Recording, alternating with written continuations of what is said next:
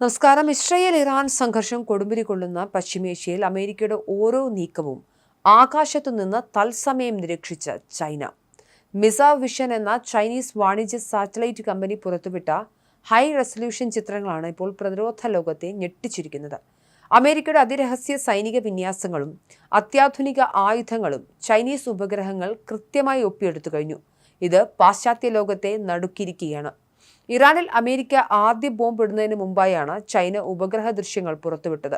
ജോർദാനിലെ മുവാഹ്വക് അൽ സാൽത്തി വ്യോമതാവളത്തിൽ America പുതുതായി സ്ഥാപിച്ച താഡ് missile പ്രതിരോധ സംവിധാനത്തിന്റെ കൃത്യമായ സ്ഥാനമാണ് ചൈനീസ് കമ്പനി പുറത്തുവിട്ടത്. ഇതിനു പുറമെ ഇസ്രയേലിലെ ഓവ്ദ വിമാനത്താവളത്തിൽ നിലയുറപ്പിച്ചിരിക്കുന്ന അമേരിക്കയുടെ കരുത്തരായ 11 F-22 റാപ്റ്റർ സ്റ്റെൽത്ത് യുദ്ധവിമാനങ്ങളുടെ ചിത്രങ്ങളും പുറത്തുവിട്ടു.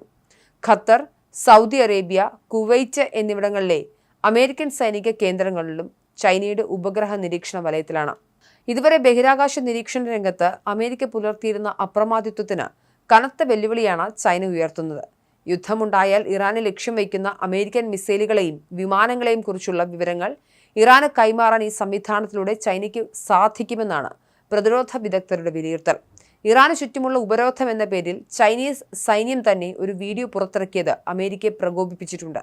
മിസാവ് വിഷൻ ഒരു സ്വകാര്യ കമ്പനിയാണെന്ന് അവകാശപ്പെടുന്നുണ്ടെങ്കിലും ചൈനീസ് സർക്കാരിന്റെയും സൈന്യത്തിന്റെയും ചാരക്കണ്ണായാണ് ഇതിനെ വാഷിംഗ്ടൺ കാണുന്നത്.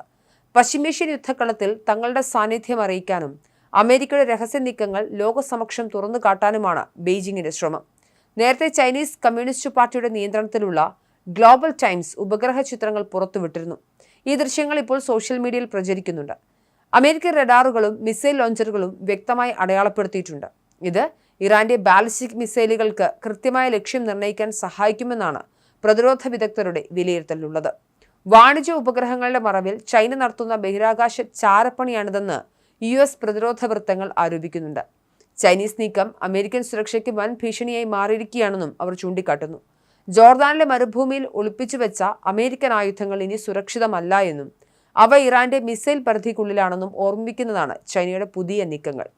എന്തായാലും പശ്ചിമേഷ്യൻ സംഘർഷം അയവില്ലാതെ തുടരുന്ന സാഹചര്യത്തിൽ കൂടിയാണ് ചൈനയുടെ ഉപഗ്രഹ ദൃശ്യങ്ങൾ പുറത്തു വന്നത് എന്ന കാര്യം വളരെ പ്രസക്തമാണ്. എന്തായാലും യുദ്ധം 12ാം ദിവസത്തിലേക്ക് കടക്കുന്ന സാഹചര്യമാണുള്ളത്. ഇപ്പോഴത്തെ നിലയിൽ സംഘർഷം ഇനിയും നീണ്ടുപോകുന്ന അവസ്ഥയിലാണ് കാര്യങ്ങൾ. ഇറാനിൽ സഖ്യസേന ആക്രമണം ഘടിപ്പിച്ചെങ്കിലും വിട്ടുവീഴ്ചയുള്ള നിലപാടിലാണ് ഇറാൻ ഉള്ളത്. ഇതോടെ സംഘർഷം തുടർച്ചയായി 12ാം ദിനവും തുടരുകയാണ്. ഇറാന്റെ ആകാശത്തും കടലിലും ആക്രമണം ഘടിപ്പിക്കുകയാണ് അമേരിക്കയും ഇസ്രായേലും. ഇറാൻ തലസ്ഥാനമായ ടെഹ്റാൻ അടക്കമുള്ള നഗരങ്ങളിൽ വലിയ ആക്രമണ പരമ്പരയാണ് ഇസ്രായേൽ നടത്തിയത്. പലയിടത്തും സ്ഫോടനങ്ങളുണ്ടായി. 10,000-കണക്കിന് ആളുകളാണ് ഗ്രാമപ്രദേശങ്ങളിലേക്ക് അഭയം തേടിയത്.